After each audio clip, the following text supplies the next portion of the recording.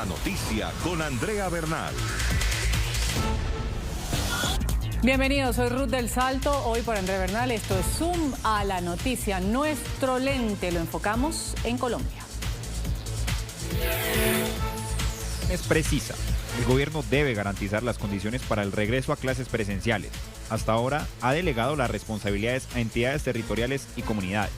Solo arregló unos cuantos colegios para que la ministra se tomara fotos. Señores PECODE, una invitación a poner la evidencia científica por encima de las disputas políticas. Niños, niñas deben volver al colegio por su salud mental y el desarrollo integral. Epidemiólogos y expertos ya han señalado que el riesgo es mínimo. Estos tiempos exigen responsabilidad. El regreso a las clases presenciales vuelve a ponerse sobre la mesa de debate en el país. Actualmente rige un modelo educativo de alternancia que combina la asistencia a las escuelas con trabajo en casa. La Federación Colombiana de Trabajadores de la Educación, ¿qué dice? Se oponen a regresar a las aulas debido a que, según ellos, el gobierno nacional no garantiza las condiciones mínimas ni de bioseguridad, tampoco infraestructura. Otros, en cambio, aseguran que el retorno a los colegios debe realizarse y no ya, sino de inmediato, para ayer, como decimos algunos, debido a que, según estudios, no solo se estaría frenando el desarrollo integral de los niños y adolescentes, sino también el aprendizaje y la salud mental.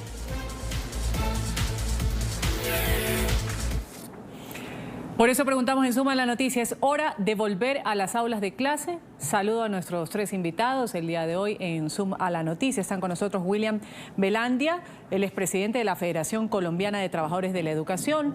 También con nosotros José Daniel López, representante a la Cámara de Colombia por el partido Cambio Radical. Y Alexandra Cruz Arena, presidenta de la Asociación Colombiana de Salud Pública. A los tres, bienvenidos. Gracias por estar aquí en Suma la Noticia. Y la pregunta planteada, empecemos por el señor Velandia. ¿Se debe volver a las aulas de clase? Adelante. Un saludo a nuestra amable audiencia. Sí, efectivamente se debe volver a las aulas de clase porque ese es el nicho natural para el ejercicio pedagógico. Pero como lo hemos dicho los maestros y maestras de Colombia, hoy con condiciones de bioseguridad. Al gobierno le hemos planteado en varias propuestas fórmulas para que de manera gradual se haga todo el ejercicio de ir preparando nuestras escuelas y colegios. Sin embargo, no ha habido voluntad política, por el contrario, insisten en volver a la aula sin preparar nuestras escuelas y colegios y pues es colocar en riesgo a nuestras comunidades educativas. Máxime hoy cuando está nuevamente creciendo el número de contagios, de ocupación de las camas UCI y pues prácticamente estamos en estas siguientes semanas a puertas del tercer pico de la pandemia. Por eso hoy más que nunca seguimos ratificando nuestra voluntad de volver a las aulas de manera presencial físicamente, porque del aula nunca nos hemos retirado, pero como lo ha recomendado la comunidad científica, los protocolos y el mismo Ministerio de Salud, y ratificado por la sentencia del Consejo de Estado, con condiciones de bioseguridad donde no se amenace la vida de nuestras comunidades educativas. Ese es el reto que tenemos. Hoy le estamos diciendo al gobierno, implemente, invierta. Imagínense, 400.000 millones para más de 50.000 sedes en este país a sabiendas del rezago histórico. Nosotros estamos pidiendo que construyan nuevos colegios y todo eso. No, queremos que se materialicen los protocolos, las condiciones y que sean los consejos directivos de la mano de la comunidad científica, porque aquí hay comunidad científica y sector de salud que recomienda lo que hoy la Federación está exigiendo, condiciones, porque no se puede arriesgar a nuestra niñez y nuestra juventud. Nosotros tenemos claro que los niños se contagian. Claro que tiene una respuesta diferente a la de los adultos, pero la escuela se convierte en ese vehículo de transmisión porque es que los niños se desplazan a la escuela, de la escuela se desplazan a sus casas, hay un contacto con adultos, hay un contacto con cualquier sector de la población. La escuela en Colombia movilizaría más de 19 millones de colombianos y colombianas y por eso lo estamos diciendo al gobierno. La escuela sí tiene que ser el espacio seguro, pero para que sea el espacio seguro tiene que haber condiciones de bioseguridad donde se materialice por lo menos que no se propague el contagio en las dimensiones que hoy se está presentando y que ha obligado a muchos países del mundo al cierre nuevamente de escuelas y colegios. Vamos a ahondar, señor Velandia, más adelante sobre esas condiciones de bioseguridad que usted dice son importantes y que lo ha expresado la Federación Colombiana de Trabajadores de la Educación. Saludo en esta parte del programa a José Daniel López. ¿Deben o no retornar o es hora de volver a las aulas de clases, sí o no? Ruth, un saludo para mis compañeros de panel y para todos los televidentes de NTN 24. Claro que es hora de regresar.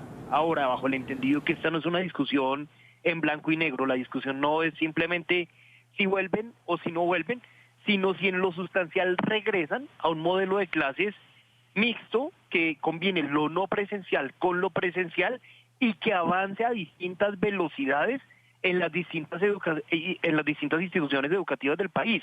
Yo he visto, por ejemplo, ya que acá está un compañero directivo de FECODE, fotos que FECODE ha subido en su cuenta de Twitter de colegios, en especial en zonas rurales, que están en muy mal estado. Pero también sería muy importante que FECODE subiera las fotos de muchísimos colegios, por ejemplo en Bogotá, ciudad a la que represento en el colegio, que cuentan con todas las condiciones de infraestructura apropiadas para adelantar allá clases presenciales o por lo menos semipresenciales. Es hora de avanzar en esa dirección porque el impacto que tiene la permanencia de los niños y de los jóvenes en las clases puramente virtuales es supremamente grave para su desarrollo. Yo quiero traer acá unas cifras que justamente citaba el exrector de la Universidad Nacional, Moisés Wasserman, en su columna de la semana pasada. Decía, por ejemplo, que según un estudio del Instituto Colombiano de Neurociencias, el 88% de los niños colombianos encuestados por este instituto manifestaba efectos en su salud mental, tales como falta de sueño, depresión, irritabilidad, falta de concentración. También un estudio reciente sobre alimentación y desnutrición infantil publicado por UNICEF mostraba cómo hay 370 millones de niños en el mundo que como consecuencia de la migración a la educación virtual dejaron de recibir sus raciones escolares y eso se está viendo, digamos, eso está teniendo un impacto directo en la calidad de la alimentación que están recibiendo los niños. Adicionalmente, y más allá de los datos y de la evidencia científica que debe ser la base de esta discusión, todos los que pasamos por un colegio sabemos muy bien que una parte muy importante de la ganancia pedagógica de pasar por el colegio es la experiencia de la interacción física con el resto de la comunidad educativa y seguir privando a los niños de la garantía de esto que es un derecho fundamental, entre otras, poniendo condiciones cuyo cumplimiento puede tardar mucho tiempo, como es el de la infraestructura educativa, que en unos colegios efectivamente está en saldo en rojo, en otros cuentan con las condiciones para poder adelantar. Creo que resulta sacar a los niños de esta discusión cuando son ellos, su desarrollo pedagógico, su desarrollo humano, biológico a largo plazo, el que debe estar en el centro de esta discusión. Por esa razón, y a diferencia de lo que piensan en FECODE, yo sí creo que es urgente que regresemos con o sin, digamos, o más bien, con la claridad de arrancar con los colegios en los cuales la infraestructura lo permita, clases presenciales o clases mixtas a la mayor brevedad. Lo que está pasando es de una gravedad enorme y va a tener efectos muy severos en el largo plazo en Colombia. Estamos hablando aquí de salud mental, desarrollo humano y pedagógico. Nos ha argumentado el señor López. Ahora doy la palabra a Dione Alexandra Cruz Arenas, presidenta de la Asociación Colombiana de Salud. Dione, por una parte, pues se habla de las medidas de bioseguridad que son importantes, eso en cuanto a la salud del niño o del estudiante, del joven, pero también lo decía hace un momento el señor López, ¿qué pasa con esta salud mental? Porque los niños ya se están, algunos, en muchos hogares ya se están subiendo por las paredes por no poder tener esa sociabilidad y tampoco recibir la pedagogía en vivo y en directo.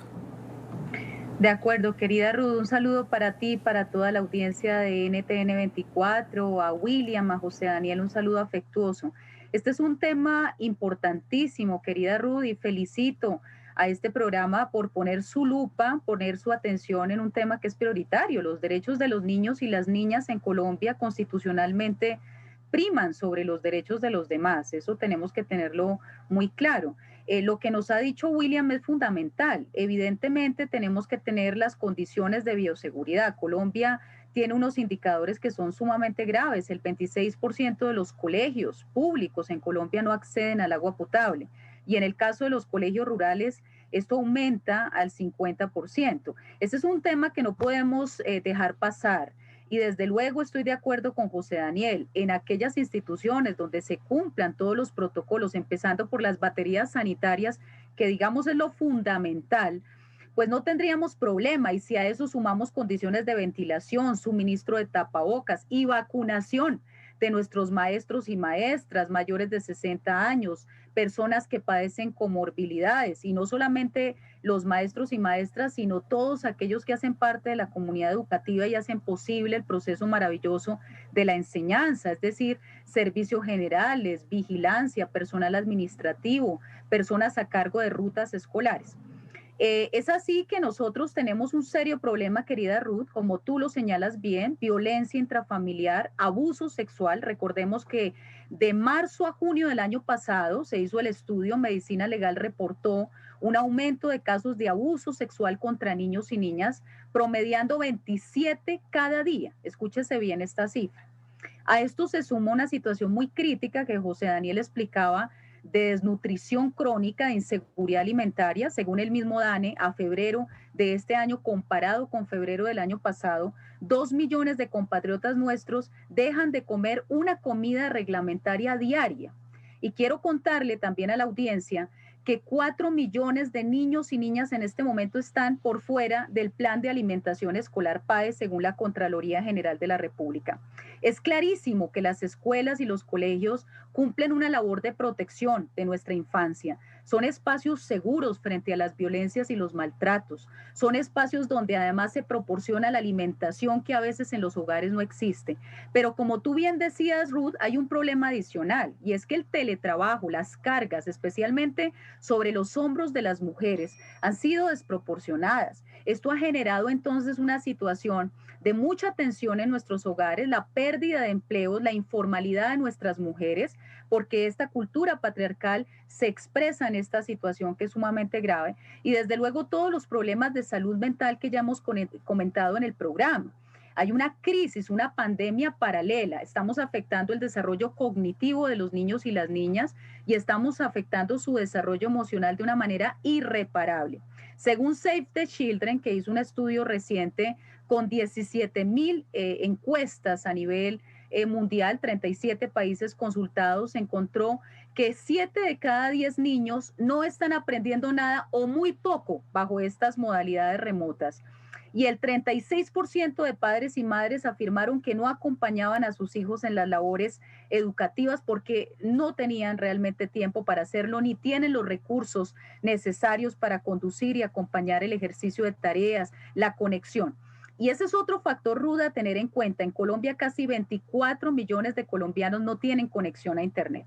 Entonces esto nos está generando unos problemas muy serios que si no atendemos con oportunidad van a ser irreparables a largo plazo. De hecho, UNICEF ha hecho un llamado para volver a las aulas paulatinamente, citando cada uno de los problemas que usted ha citado, señora Cruz. Integramos más cifras a este debate, también de los estudios hechos. Según un estudio que fue publicado recientemente por los Centros para el Control y la Prevención de Enfermedades de los Estados Unidos, la instrucción virtual puede presentar más riesgos para la salud mental y también para el bienestar de los niños y los padres que el aprendizaje en persona. Los centros han analizado las respuestas de 1.290 padres con niños de 5 a 12 años de una encuesta que fue hecha por teléfono desde el 8 de octubre al 13 de noviembre del 2020. Los resultados son estos, ¿no? Casi el 25% de los padres cuyos hijos recibieron instrucción virtual o instrucción combinada informaron un empeoramiento de la salud mental o emocional de sus hijos. Esto en comparación con el 16% de los padres cuyos hijos recibieron clases en persona. Y este estudio también arroja que aproximadamente el 54% de los padres cuyos hijos recibieron instrucción virtual informaron angustia emocional. Esto en comparación con el 38% de los padres cuyos hijos recibieron clases en persona. El Ministerio de Educación y el Ministerio de Salud han instado a los gobernadores, a los alcaldes, a reabrir todos los colegios en el marco de un modelo de alternancia. Que los cierres preventivos que definan alcaldes y gobernadores deben ser presentados previamente a consideración del Ministerio de Salud, quien revisará la justificación bioética, epidemiológica, científica y solo obviamente cuando se den las condiciones serán aprobados. Vamos a citar también lo que se maneja en redes sociales. El politólogo y concejal de Bogotá, Oscar Ramírez, se ha pronunciado también sobre la postura que tiene la Federación Colombiana de Trabajadores de la Educación sobre los riesgos que hay de volver a las aulas. Todo sugiere que FECODE es un grupo de presión que desde antes de la pandemia ha sabido conjugar su verbo favorito: parar, parar y parar. ¿Ese es su verbo favorito, señor Velandia, el verbo de quienes conforman esta Federación Colombiana de Trabajadores de la Educación? ¿Qué responder cuando hay afirmaciones que se dan en redes sociales y que dicen que ustedes lo que quieren es simplemente parar, sin argumentos suficientes que hagan que los niños vuelvan a las clases? ¿Qué le responde? Si parar por defender la vida, por defender la educación, por defender la salud de nuestra niñez y juventud es válido, hay que parar. Porque es que desafortunadamente en este país no ha habido otra manera. Fíjese, los procesos de negociación en los que nosotros hemos estado exigiendo financiación para la educación pública como una responsabilidad del Estado. Hoy tenemos un acuerdo que no se ha materializado para una reforma constitucional que permita la financiación de la educación para garantizar la vida, para garantizar la dignidad del ejercicio pedagógico en nuestras aulas con dignidad. Entonces ha sido una lucha, lo más, pero por la vida, por la salud, por la educación de nuestra niñez y juventud. Claro que se justifica porque es el tesoro más preciado que tiene nuestra sociedad y este gobierno no ha entendido de ninguna otra manera cómo obligarlo a que cumpla con la obligación constitucional de garantizar los derechos fundamentales. Por eso lo hemos dicho, nosotros no estamos diciendo que no volvemos a la escuela, al contrario, ese es nuestro nicho natural, pero en ese compromiso de defender la vida, nosotros exigimos al gobierno condiciones de bioseguridad, los mismos. ¿Cuáles son esas condiciones?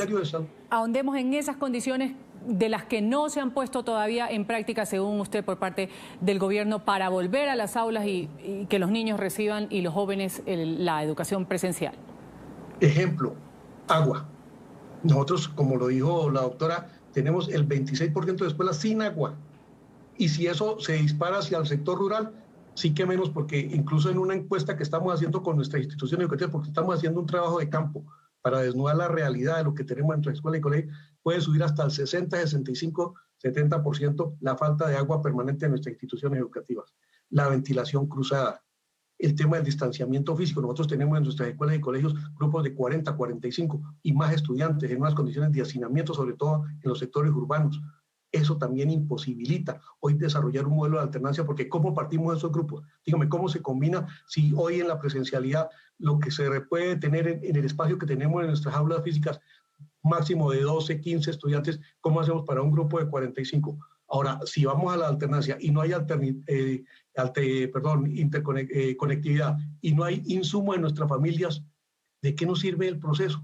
Hay más sobrecarga. Mire, si algo ha hecho el magisterio colombiano es asumir el reto de garantizar a nuestra niñez y juventud el derecho humano a la educación. En el sector rural donde no hay conectividad, la gente se ha inventado los correos pedagógicos. Aquí no es cierto que, sí, claro, a nosotros nos preocupa, pero es que la enfermedad mental de los niños no es ahora solo con motivo de la pandemia, durante el tiempo del conflicto armado. Algunas ideas. ¿Cuántos orientadores a nosotros nos mandaron a las escuelas y colegios para atender la población que recogemos en el sector rural víctima del conflicto armado y que necesitan ese acompañamiento psicológico? De eso no se ha dicho nada. Y entonces hoy sí, claro, para nosotros es fundamental que el niño y la niña vuelvan a la escuela, pero como lo hemos dicho, para nosotros también es fundamental esa responsabilidad que tenemos, la garantía plena del derecho. Señor Velandia, ese problema de la conectividad, imagínese, si usted lo refiere en una escuela, en muchos hogares también se está dando, así que en eso pues se debe llegar a un punto en concreto, pero eso también, ese problema de conectividad ya existía antes de que venga la pandemia. Claro, también mencionar lo que usted decía, el espacio no nos da, pero sin embargo hay mucha gente que propone cosas, horarios diferentes, es decir, no meter a 40 en un solo horario, sino distribuirlos en lo que es en la tarde, hacer también ciclos en la noche. Alternativas quizás pueden ser escuchadas. ¿Ustedes están prestos a escuchar estas alternativas que se dan, estas propuestas que se dan? Nosotros hemos hecho propuestas al Ministerio de Educación. Lo que pasa es que como eso implica también movilidad de recursos, mire, el año pasado le propusimos en una adición al Congreso de la República 650.000 millones, mire, 650.000 millones para que se mantuvieran recursos para ir apropiando en las escuelas públicas de nuestro país condiciones. Fue negada esa proposición. Hoy solo tenemos 400.000 millones desde el Ministerio, desde el Gobierno Nacional.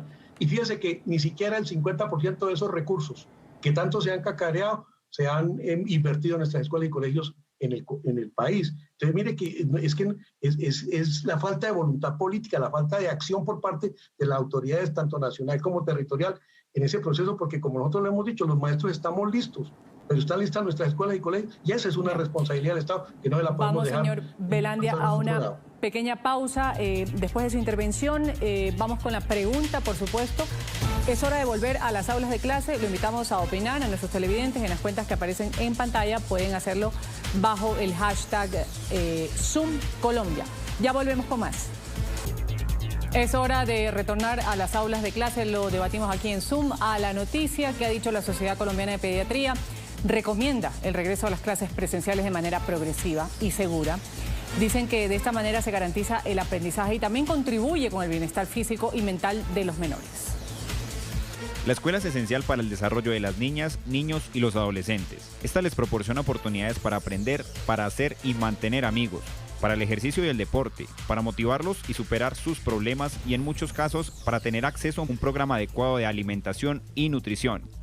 Durante el curso de esta pandemia, los niños han sido seriamente afectados. Día a día han vivido cerca de la angustia de sus familias por una situación compleja. Algunos han visto morir a sus abuelos y a familiares queridos y todos han perdido un año de vida normal, de vida escolar, de juegos, de abrazos y de interacción con sus amigos. Y de acuerdo a un estudio que ha sido publicado por el diario colombiano El Tiempo el pasado 16 de marzo, a nivel nacional, 376.110 estudiantes de los casi 8 millones que tiene el país matriculado en los colegios públicos han retornado a clases mediante el modelo de alternancia. Esto representa el 4.7%, es decir, más de 7.5 millones de menores continúan recibiendo las clases de forma virtual, estudiando desde casa. El Fondo de las Naciones Unidas para la Infancia ha exhortado el pronto regreso a las aulas, sobre todo en América Latina y en el Caribe. Según cifras, la pandemia de la COVID-19 en América Latina ha causado casi el 60% de la deserción escolar a nivel mundial. UNICEF ha afirmado que en 7 países han abierto plenamente sus escuelas, en 12 naciones y territorios las escuelas están totalmente cerradas y en el resto de la región están parcialmente cerradas. Advierte que en la región 114 millones de niños siguen sin tener acceso a la educación presencial. En muchas partes del mundo, cuando ocurre una emergencia, las escuelas son las últimas instituciones en cerrar sus puertas y las primeras en reabrirlas. Pero en América Latina y el Caribe suele ocurrir lo contrario. Esta es la peor crisis educativa que Latinoamérica y el Caribe ha experimentado en su historia moderna. Muchos niños ya han perdido un año de escolarización cara a cara. Ahora empiezan a perder otro año. Cada día adicional sin clases presenciales pone a los niños más vulnerables en riesgo de abandonar la escuela para siempre. José Daniel López, escuchándole usted al señor Velandia hace un momento, le preguntaba yo los argumentos que ellos tienen para decir retornamos a clase con las medidas de bioseguridad, de forma muy segura para los estudiantes, para los maestros, y hablaba de poca voluntad política. ¿Cómo ve usted esta parte, cuando dicen los representantes de la Federación Colombiana de Trabajadores de la Educación que han hecho propuestas para hacer el retorno a clases, pero que hasta el momento pues no hay esa voluntad política? ¿Depende íntegramente de esa voluntad política? Pero voluntad política de todos. Hoy la realidad concreta que tenemos es que alrededor del 96% de los estudiantes de colegios públicos en Colombia no están pudiendo ir a sus colegios.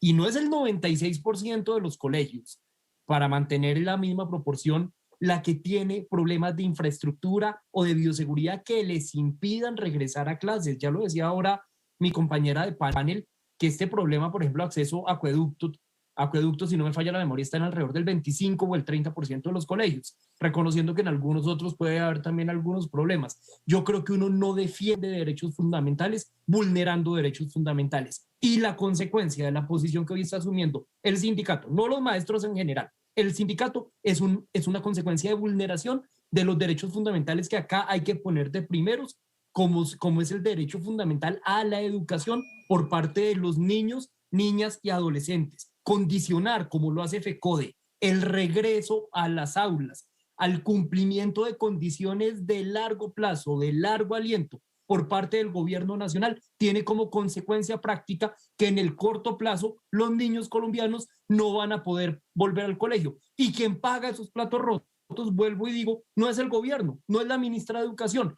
quien paga los platos rotos de esta sin salida en la cual estamos metidos son los niños. Por eso yo creo que acá ahí sí basarnos en esa idea de voluntad política, para permitirle o para pedirle más bien tanto al sindicato como al gobierno nacional, como a los gobiernos territoriales, que avancemos a la mayor brevedad en habilitar el regreso a clases presenciales o con alternancias según las condiciones, al menos en la totalidad de colegios que cuenten con condiciones físicas que permitan adelantarlo. Nosotros no estamos pidiendo que se hagan clases presenciales en los colegios de las fotos que ha subido FECODE a su cuenta de Twitter, pero esos no son la mayoría. En la mayoría de ellos, en las grandes ciudades, con alternancia, con creatividad, con la logística apropiada, es perfectamente posible que niños y maestros regresen a clases presenciales, regresen a clase con alternancia, y solo así vamos a contrarrestar efectos que hoy son inminentes, que de hecho ya varios de ellos son irreversibles en materia de violencia intrafamiliar, en materia de salud mental, en materia de alimentación por parte de los niños, niñas y adolescentes. Y con respecto, gracias señor López, con respecto a lo que usted señalaba, señor Velandia, quiero darle aquí algunas cifras que tenemos del gobierno en cuanto a la entrega de colegios nuevos o ampliados en el país. Según estas cifras, en 2 años se ha triplicado esta entrega de colegios nuevos. Hay 1.114 proyectos en ejecución. El Ministerio de Educación está transformando esta infraestructura educativa de la que usted dice, pues no se hace nada. A la fecha se han culminado 175 obras en colegios rurales de toda Colombia, beneficiando a cerca de 51.000 estudiantes. ¿Qué decir al respecto? No es que no hay esa voluntad política, sí existe. ¿De cuál habla y cuál es la diferencia del antes de la pandemia a cómo está ahora que estamos viviendo todavía tiempo de pandemia? No, sí, en el tema de infraestructura sí que está muy grave, porque ¿cuánto hace que se demolieron unos cuantos colegios en el país que para construir nuevos, y vaya a ver en las condiciones en que se encuentran en los procesos? No es cierto que haya toda esa cantidad de colegios nuevos en el país, porque hasta ahora hay intenciones de hacerlo. Nosotros le hacemos seguimiento al Fondo de Infraestructura Educativa y créanme, no se ha materializado la cantidad de aulas que ellos dicen. A ver, que la tienen en la propuesta es otra cosa, pero vaya a ver los procesos de corrupción que se han encontrado al interior de este ejercicio de la construcción de colegios y aulas sobre todo, como dicen ellos en el Ministerio de Educación. No, y además nosotros, fíjense que nosotros estamos hablando de los protocolos de las condiciones de bioseguridad que el mismo Ministerio de Salud y la UNICEF y los organismos especializados han establecido. No, si nos vamos al rezago histórico que hay, no, lo que dicen ustedes es muy cierto. No, nosotros nunca hemos planteado eso. Nosotros queremos que se habiliten las condiciones que hoy demanda la escuela, ¿sí? Que se hagan las apropiaciones presupuestales, que se le permita a los directivos de gente hacer la contratación y que se busque el recurso humano, porque es que no se puede volver a la escuela sin recurso humano. Usted se imagina nosotros todavía haciendo las listas allá como titular de grado para organizar el aseo de la semana con nuestros niños, niñas y jóvenes. Si van 15, entonces los 3 primeros hacen aseo el lunes y así sucesivamente. No, hoy tenemos que recurrir a personal de higienización especializado, porque es que así lo demandan los protocolos. Hoy hay que hacer un aseo permanente. Personal de salud, hoy tenemos que articular con los puestos de salud, con las secretarías de salud, con los hospitales cercanos al entorno de la escuela, para garantizar las rutas de acceso cuando se presenten casos, porque se van a presentar casos. Todo eso es lo que nosotros demandamos. O sea, una escuela real, pero con condiciones para la presencialidad. Y que no nos vengan a decir que estamos demandando 1.000 y pico de instituciones nuevas. No. Nosotros estamos demandando condiciones de bioseguridad en medio de las condiciones que hoy tienen nuestras escuelas y colegios. Ese proceso de infraestructura que hace parte de la discusión en la financiación de la educación, hace parte de uno de los ejes en la reforma constitucional que tiene que hacerse para materializar ese músculo económico que en un horizonte de tiempo, es que ni siquiera lo decimos que tiene que ser de la noche a la mañana, en un periodo puede ser de 10 años, se vayan apropiando los recursos por parte del Estado para garantizar todo ese ejercicio de la canasta educativa, de la cobertura, de la jornada única, de la infraestructura física, hablando de la infraestructura, demanda, todo eso es lo que nosotros coherentemente hemos planteado. Aquí nadie está diciendo cosas distintas y para nosotros es claro. Pero claro, con esa lógica es el espacio natural, es el nicho de nuestro ejercicio y con es la esa base lógica, para señor empezar Velandia, a cimentar la garantía del éxito del proceso educativo. Con esa lógica, señor Velandia, condiciones de vida no se trata solamente de lo que estamos viviendo en pandemia, sino que es una cuestión de infraestructura. Sin embargo, pues entonces con ese argumento, pues no vamos a retornar, no vamos a retornar próximamente a la presencialidad. Estamos hablando de los protocolos. de la situación del agua, de la situación del distanciamiento físico, de la ventilación, de esos elementos, de materiales de insumos en nuestros hogares, en nuestras instituciones educativas, de conectividad. Señora Cruz, de lo que estamos hablando. ¿Cómo se podría hacer, de acuerdo a lo planteado por el señor Velandia, en cuestión de infraestructura, cuando, pues, según estas cifras que le presenté hace un momento, este gobierno ha invertido en educación un presupuesto anual que no se ha invertido, pues, antes en estos porcentajes que mencioné hace un momento? Él habla de agua, él habla de conectividad, de la infraestructura que ya ha sido mencionada. ¿Cómo se podría hacer para, en realidad, hacer efectivo este retorno, que va más allá de todo eso? Claro, querida Ruth, sin duda alguna, porque la pandemia ha puesto sobre la mesa todas las brechas que tenemos como sociedad. Y por supuesto que es muy complejo, y esto está expresado en otros aspectos, ¿no?, que tenemos en la pandemia. El acceso, por ejemplo, en este momento a la vacunación, hay muchos temas que están atravesados por esa circunstancia, la afectación sobre estratos socioeconómicos 1, 2 y 3 del contagio y de la letalidad en relación con otros estratos socioeconómicos. Pero lo cierto es que tenemos que avanzar y tenemos que ponernos unas metas de corto plazo, ¿sí? La realidad es que los niños y las niñas necesitan volver a sus aulas de clase, retornar a sus actividades de sociabilidad, a sus actividades de desarrollo académico. Hoy justamente nos estaban presentando los resultados de las pruebas de estado y estamos rajados, ¿no? Venimos los últimos 5 años perdiendo puntuación. Entonces todo esto es muy negativo. Para ello, entonces, lo primero, y aprovechando que está nuestro querido representante de la Cámara, José Daniel, yo creo que el Congreso de la República está en mora de hacer un debate muy profundo con el Ministerio de Educación, con las Secretarías de Educación departamentales y municipales acerca de la ejecución de los recursos que se han destinado. Es verdad que de los 400.000 millones que el año pasado se destinaron para hacer adecuación de colegios públicos, el porcentaje de ejecución es bajo. Hasta el cierre del año pasado, hasta el cierre de 2020, solo se llevaban ejecutados el 16% de los recursos. Entonces ahí tenemos que ponerle la lupa. Los organismos de control también tienen que hacer un trabajo mucho más fuerte. Contraloría General de la República, el tema de los recursos del PAE, del Plan de Alimentación Escolar, es increíble cómo 4 millones de niños están en este momento sin alimentación escolar cuando se había dicho que se les iban a garantizar sus raciones alimentarias.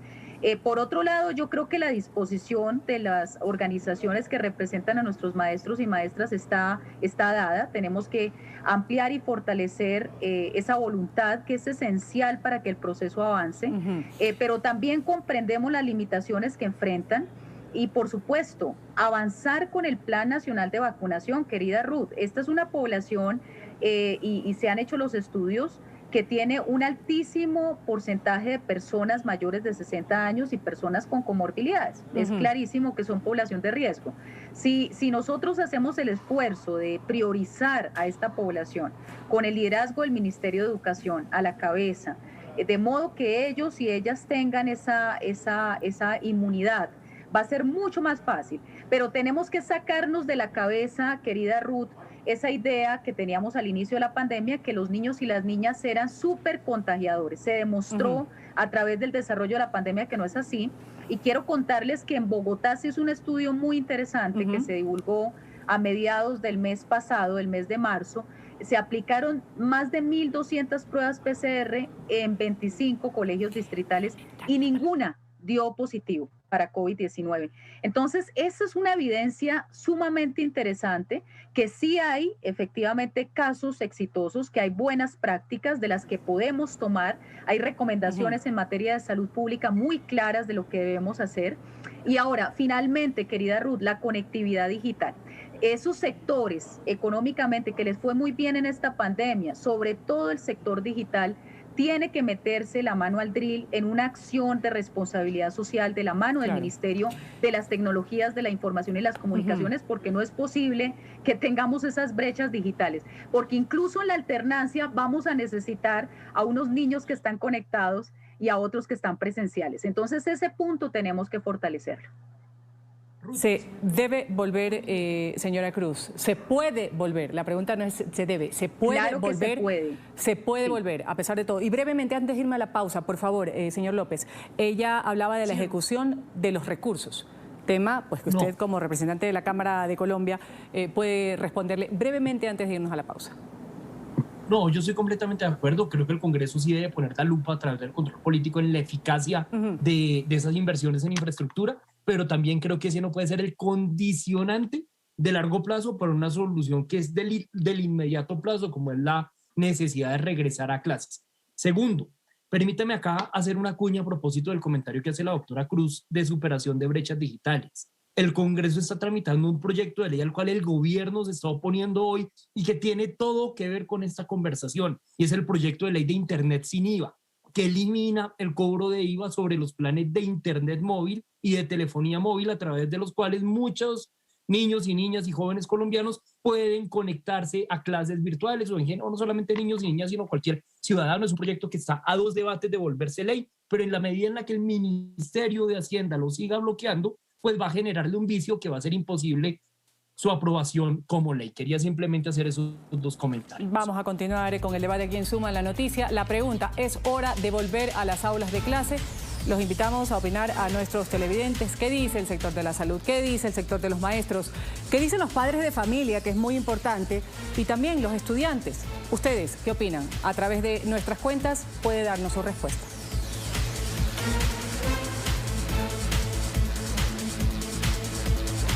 Aquí algunas respuestas. Wilmer Valencia dice, no, es inoportuno e irresponsable por parte de las autoridades. Arnulfo, volver a clases es necesario. También lo afirmó la Organización Mundial de la Salud en días pasados, ya que se necesita mayor pedagogía para los estudiantes bajo las condiciones de bioseguridad.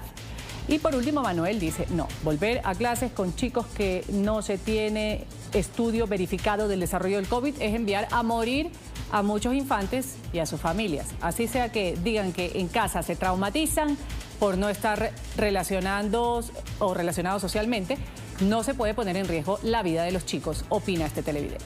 Ya volvemos. ¿Se debe o no volver ya a las clases presenciales, a las aulas de clase, señor Velandia? Quiero hacerle la pregunta a usted. Ser profesor es una de las ocupaciones por vocación, de las pocas que existen realmente por vocación. Le pregunto, porque lo vivo también en casa, ¿cómo una madre o un padre de familia puede enseñar a su hijo si no sabe de pedagogía? Es que ese ejercicio lo hacemos los maestros. O sea, nosotros estamos atendiendo al niño, al padre y a la madre de familia. Nosotros hemos logrado articular hoy, en medio de las dificultades, nos hemos reinventado y hemos procurado ese acercamiento con nuestros padres de familia para direccionar ese proceso pedagógico. Hasta esa tarea la asumimos nosotros, y hoy la sobrecarga laboral de los maestros es inmensa porque atiende no solo la consulta del estudiante, sino del padre y madre de familia. Claro, usted lo ha dicho. Y eso también nosotros lo asumimos con toda la responsabilidad, con toda la ética, con toda la buena voluntad, como lo hemos dicho, para garantizar la educación a nuestra niñez y juventud. Y vuelvo a insistir, al gobierno le hemos dicho, mire, trabajamos hoy en alternancia, trabajamos hoy de manera no presencial y articulemos un proceso para que nuestras escuelas se vayan dando los elementos de bioseguridad. Nos vamos con su respuesta a una nueva pausa, a la última, y ya regresamos con más. El tiempo es corto, pero volveremos a tratar este tema aquí en el canal de las Américas, NTN 24, sobre el retorno a las aulas de clase de los estudiantes en Colombia particularmente. Le agradezco a William Velandia, presidente de la Federación Colombiana de Trabajadores de la Educación. También ha estado José Daniel López, el representante de la Cámara de Colombia por el partido Cambio Radical. Y también a Dione Alexandra Cruz Arenas, presidenta de la